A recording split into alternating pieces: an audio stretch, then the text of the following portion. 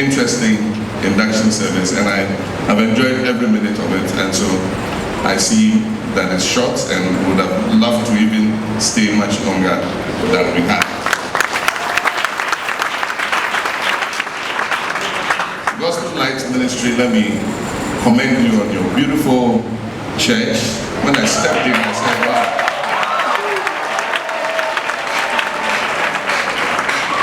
I said, wow, I will steal a few ideas from here and go back to Great Gospel Center with them. Reverend Wengam, our General Superintendent, and his beautiful wife, Lady Monica, the celebrant and his wife, and his able lieutenants, the secretary and the treasurer and your wives, all the members of Assemblies of God, our district pastors, and all the other members of clergy gathered here. I want to stand on existing protocol because if I want to acknowledge everybody, it will take much longer. And thank you very much for this kind invitation to be part of this ceremony. This is about the 6th induction of regional superintendents that I've attended. And I'm intending to continue. I hear Ashanti East is sometime in September. I've been notified, watching my program to make sure that I can come back and attend that induction service too. And I won't stop, even when I become president again. So Reverend Pepper, I'm giving you that assurance. Thank you very much. And to my leader, like you said, we've been in Parliament together for a long time. They boycotted in '92, and we both came into Parliament in '96, and we've been friends since then. Like you said, it's true. Anytime you visited, man, he used to wear these Malian long gowns, like some Marabu. And so I used to admire it. I said, oh, this your gown is very nice. So the next time he went, he brought me one. And apparently he had a parcel service. Any new design that comes, they bring him some. So when they bring, he picks and comes and gives to me too. And so my brother, I'll send you next time. And when you are the majority leader of the house, when you are the majority leader, you are also the leader of the house. And so you are the leader of both the majority and the minority. And that's why I call him leader. If I don't call him chair, I call him leader. And we give respect to our leader. And so because I've been a member of Parliament before, when my leader stands up to talk, I have to stand up and give him the respect. But let me begin by giving thanks to the Almighty God for protecting and preserving our lives, giving us the gift of life and good health, to be able to be here in the first place. For me, I have reason to be particularly thankful because just 2 days ago, I had to go to Nigeria to fulfill an assignment, and they sent a plane to pick us. And when I saw the plane, I said, "What is this little plane?" Gospel Light Choir. Was it them who sang first? When I came in, the song you were singing, I don't, then I have nothing. It's my wife's best song. And just when you were singing it, she was talking to me, and she could hear the song in the background. And she said, "Oh, is that not Diana Hamilton they are singing?" I said, "Yes," and they are singing it so beautifully. And she says, "Remember to commend them for me."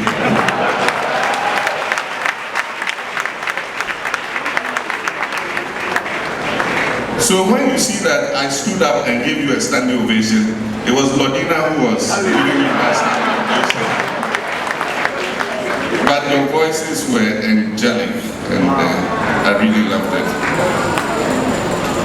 I want to congratulate the celebrant, Reverend Augustine Kofi Bempa, on his elevation as the Ashanti West Regional Superintendent, and to also specially commend his wife, because they say behind every successful man is a woman. I have modified it to say beside every successful man is a woman. And she's been by your side and brought you this far. And so, Madam, a lot of the time, more of the thanks go to you and a little goes to him. Keep it up. I also want to thank my NBC executives, my Ashanti Regional Chairman is here, and some of my council of elders, Mayor Sapon, and several of them are here to accompany me. When they heard I was coming to this service, they came along with me to give me the moral support, especially when we knew Chairman Sapon was in the house. We needed to come in force, a show of force. And then I also want to recognize my colleagues from the Renewable Gospel Center Men's Ministry. They also, I shared the invitation with them, and indeed they've been very, very kind with me. Anytime I'm invited for an induction of any regional superintendent, they come along with me wherever it is. We went all the way to Tamale, for the induction of the regional superintendent in Tamale. I want to recognize them and thank them. Stand up. I think they're right there. Good one. They don't want me to say this, but please help me to thank them. These gentlemen, my wife is their chairman. How it happens, I don't know. But there's a special group in our church. We try to do everything as a church, but sometimes the going gets very tough. And these are all people of substance. They have their own businesses and things. And so my wife as their chair, they are called a special committee. And so when the lifting gets tough and the church cannot lift, then these people come in and do everything. And so just recently, after Reverend Enesede left, my spiritual mentor, we had a new pastor to lead our church. And he lives somewhere beyond home, somewhere, and he has to come to church to work every day and then to come to church on Sundays. And so these gentlemen very kindly have gotten a new place, a trade fair which is close to the church for our new pastor. And we are moving him into that church.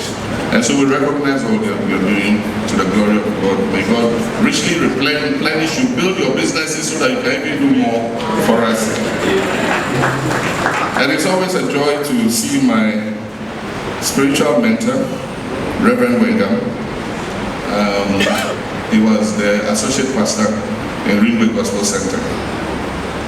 And then one day an announcement came that he was leaving. We were all so sad. He was leaving to open his own church. And so we were sad, but we had to agree. And he left and he opened the Cedar Mountain Church. And when he opened it, it was in East Legon, in a small private place. And the day he was commissioning the church, he invited me. It was a small congregation. But it is amazing, and it reminds me of the parable of the mustard seed. It's amazing what God has done with his life, that a little mustard seed can eventually grow to a very big tree. Today, God has blessed him, God has blessed Assemblies of God, and he's risen to the position of General Superintendent. But I must also commend him. He's the Vice President of the Assemblies of God Africa Alliance. I mean, we're proud of you, and we're proud that God is taking you places. I want to also thank Reverend Enesede for all he and his wife Aubrey have done for us, and I continue to strengthen my faith through him and his dear wife. Reverend Wengam, thanks for your usual inspiring sermon. As I've said, I wonder how you do it. Anytime he preaches, it's as if they've opened your head and they are pumping the Bible into your head. You know, he makes it so simple and you understand every word he's saying. You know, it's giving me a better understanding of the life of Daniel. I used to say that we must live Christ-like lives, and that as Christians we have our work cut out for us, and that all we need to do is to walk in the steps of Christ. But it makes you realize that there are many other examples in the Bible whom you must emulate, like Daniel. But when I say you must emulate Daniel, it's not like the prophet in Nigeria. Prophet, he was also called Daniel Abodunri or something. I'm sure some of you remember that story. He believed that because of his faith in God, God will deliver him if he's in the lion's den. So he went to the University of Ibadan Zoo and climbed into the lion's den. Of course, the lions ate him. And so you don't tempt God by attempting those kinds of miracles. God will intervene for you if you find yourself in a certain situation, not because you contrive to put yourself in danger and you think that God will waste his time and come and protect you from lions. In the case of Daniel, he was preaching God's word, and that is how he ended up in prison against the instructions, the directives of the king, and that's why they put him in there. And so God had to protect him, so he sent an angel to stand between him and the lions, and that's how come the lions didn't eat him. But if you go on and you go into a lion's den yourself and put yourself in danger, I beg you, God won't come and do anything for you.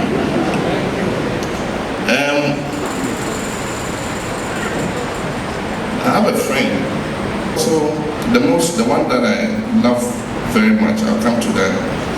But this one is also in Matthew. It says, "For many shall come in my name, saying, I am Christ, and shall deceive many." And it's happening in many places. If you have been following the news, you'll find the starvation cult in Kenya, where they want to fast for 40 days and 40 nights, like Jesus Christ did. Of course, you will die. You can't, in your physical body, fast for 40 days and 40 nights. Jesus did it because he was filled with Christ, and he was the Christ and the Son of God, and so he could do some miracles and things that, today mortal man cannot do. And they've excavated a big place and found more than 300 bodies of people who have starved to death because of a belief in some fake, false prophet. But like I said, the one that I love, the quote that I love, is the one where he says, and they shall say, "Lord, Lord, have we not prophesied in your name? Have we not cast out demons in your name? And in thy name done many wonderful works?" And his answer is the one I love. And he shall reply, "I knew thee not. Depart from me, ye that works iniquity." And so on that day, there are many people who would abuse different kinds of spiritual powers to try and gain a reputation as big men of God. But on that day, Christ will say, "I don't know you. And you didn't do those things in my name. You did it in iniquity." And so many other parts of the Bible warn us of these false and fake prophets. And today there are many fake churches, fake prophets. And so what must the Christian do? We must heed to the warnings that the Bible has given. But one thing that I think we shouldn't do is what my friend Bobby is doing. Not going to church because he says today there are many fake prophets. Because the point I make to him is, you don't lose your salvation because of the iniquity of another.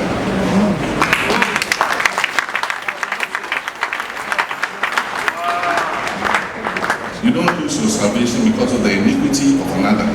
And so you can't say because of false prophets, the proliferation of false prophets, you will not go to church, you will not worship God.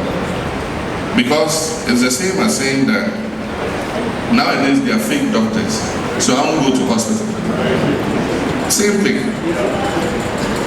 My niece died last year, Lordina's niece, and she had breast cancer. She died of breast cancer.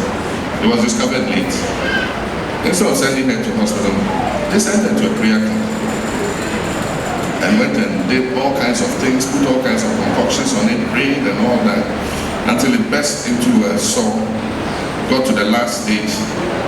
I know when they realized she was dying, the leader of the prayer camp carried her and took her and went and dumped her in hospital.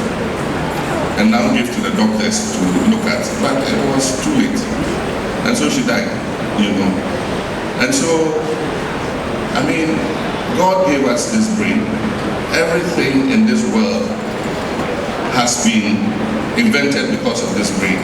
And so it's made medicines, it's made hospital facilities where you can be diagnosed and be told that this is what is wrong with you. And once you know what is wrong with you, then it's halfway towards getting cured from it. They are fake lawyers. It doesn't mean if you have a case, you go and stand in court yourself and say you will be represented by a lawyer. They are fake politicians who make false promises. And so beware of us politicians too. When we promise you the moon, be very careful, because it will not happen. They are false architects, fake architects. They will build you a house. If you are not careful, the house will come crashing down on you and kill you. And it doesn't mean you will build a house or you will take an architect to build a house. And they are fake drivers who don't know how to drive. And so you need to be careful, or else they'll go and kill you in an accident. But it doesn't mean because you're afraid of fake drivers, you will not enter any vehicle and go anywhere.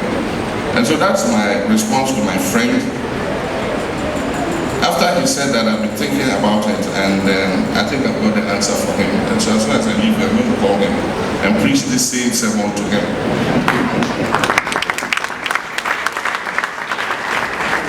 But I want to say I'm happy to be a part of the Assemblies of God Church, because we're a church that has standards, we're a church that has discipline. I don't see our leaders are perfect because they are mortal like us, but at least we have a code of conduct that they aspire to live by. And therefore, I'm happy to be in a congregation like this. I'm not sure if it does exist, but I believe that the Christian Council should have a code of conduct for all leaders of churches that they must aspire to live by. To be a moral code by which we can measure who the leaders are, so that we are able to deal with the incident of false prophets. But finally, today, Reverend Wengam has given me some bragging rights. I was with Apostle Nyamiche of the Pentecost Church, and I greeted him and said that we recognize them as senior brothers, because they have about 20,000 churches nationwide, and we are like about 7,000 churches. And Reverend Wengam has asked us to catch up. And so I told him, I said, we recognize that we are the biggest Pentecostal church, but our General Superintendent has asked us to put in more effort and catch up with you. But today, Reverend Wengam makes us know that we are the biggest Pentecostal church worldwide. Worldwide. With almost 70 million members. And so, the next time I meet him, I will brag about that one too. I'll say, yeah, you are the champions in Ghana, but you are champions only in Ghana. We are champions worldwide, 70 million members. And it's a joy to be a part of that church. We've been invited several times. When Assemblies of God was 100 years old, we were invited to Missouri, and it was a big congregation. And it's one of the privileges I have cherished, and that was the privilege of being able to speak. It was for a few minutes, 10 minutes, being able to speak to the worldwide Assemblies of God Church. They came from everywhere in the world, and I had the opportunity and privilege to address them for a few minutes at that symposium. And we recognized, the Ghanaian delegation was very highly recognized and were commended. And so thank you very much for this service. And I pray that God strengthens and supports. So I'll hand it over to the treasurer, and may it be a blessing on this church. Thank you.